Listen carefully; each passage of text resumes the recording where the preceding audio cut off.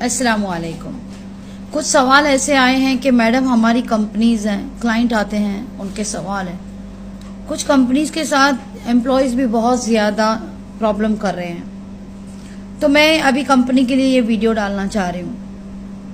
आपको ज़बरदस्ती कंपनी में सताया जा रहा है ओनर को, और कंपनी के दूसरे एम्प्लॉय को ख़राब किया जा रहा है। यानी अगर आपके पास 8 या 10 या 12 या ज़्यादा एम्प्लॉयज़ हैं और एक एम्प्लॉय उसमें से ख़राब है, जो ना कि इस दूसरे स्टाफ का सुनता है, ना ओनर का सुनता है, और ना ही वो अपना काम जॉब वर्क ठीक से करता है, और ओनर्स को भी बिहाफ ऑफ ओनर और face to face owner abuse use करता है वर्ड्स, और या तो वो ओनर से गुस्से में बात करता है। तो ओनर को क्या चाहिए? और हाँ, और झूठा कहकर वो लेबर केस करता है, ठीक है।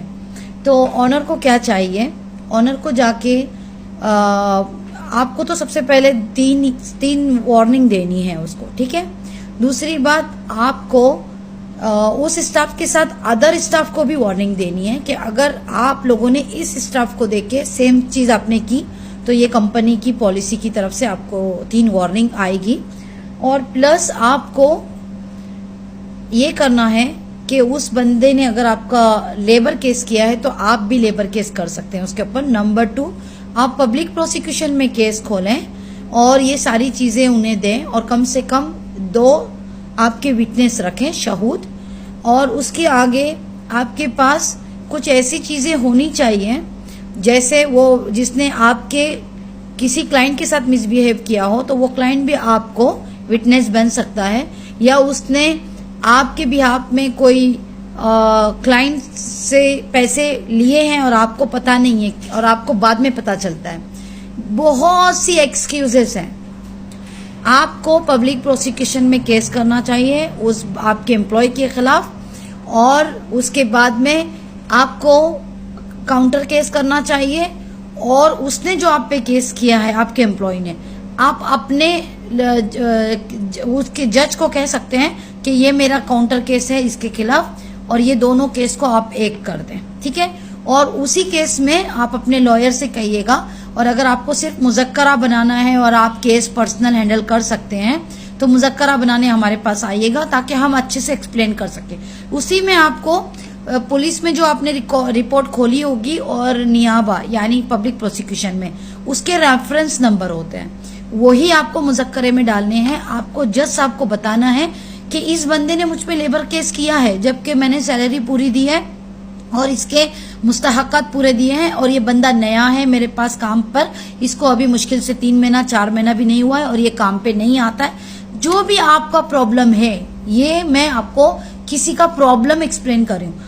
तो आपको सबसे पहले काउंटर केस में लेबर केस डालना है आपके एम्प्लॉय के ऊपर, उसके साथ आप पब्लिक प्रोसिक्यूशन में केस डालेंगे, उसका रेफरेंस नंबर भी डालेंगे, उसके साथ आप पुलिस में भी उसकी मिसबिहेवियर जो उसने किया है उसको उसके खिलाफ भी आप कंप्लेंट डाल सकते हैं, और वो कंप्लेंट नंबर भी रेफरेंस नंबर आपको जज साहब को देना है। तो इंशाल्लाह इस तरीके से आपका जो एम्प्लॉय है, जो आपके साथ आपको टारगेट कर रहा है और आप उसकी वजह से आपका बिजनेस खराब हो रहा है, आपके दूसरे एम्प्लॉयज खराब हो रहे हैं और आपकी कंपनी पे ऊपर इफेक्ट पड़ रहा है, आपके क्लाइंट आपसे नाराज होके जा रहे हैं, तो इससे क्या होगा?